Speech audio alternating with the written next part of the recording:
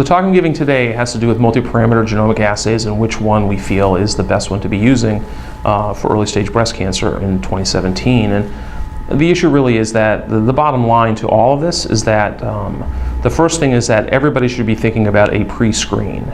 In other words, you really should be doing something to determine the risk of recurrence before you even do one of these tests. And if you think someone is at low enough risk of recurrence, you should not be doing the test. That's different than what we've been doing in the past.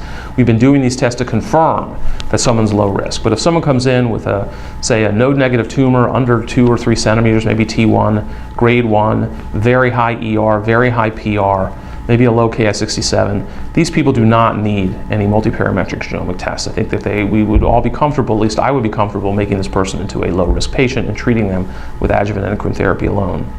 However, if they are not fitting that category, I think a multiparametric genomic test is fine. And the 3 major ones that are available now are the 21-gene assay, otherwise known as Oncotype, the 70-gene assay, otherwise known as Mammaprint, and the PAM50, otherwise known as Prosigna.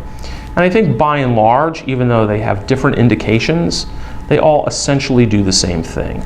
They try to find a group of patients at low clinical risk.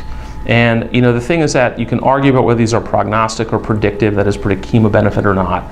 Generally, if someone is of low clinical risk, they likely will be what we call luminal A breast cancer, and they likely will not respond to adjuvant chemotherapy or have any benefit from it. I think that, to me, we all get caught up in the exact precise definitions of this. I mean, there is limited, and I mean very limited data suggests that the Oncotype test is chemopredictive.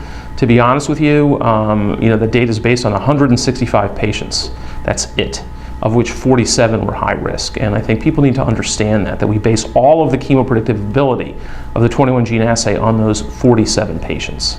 I think for that reason, we have to be very, very careful when we say one test is chemopredictive and one test is not.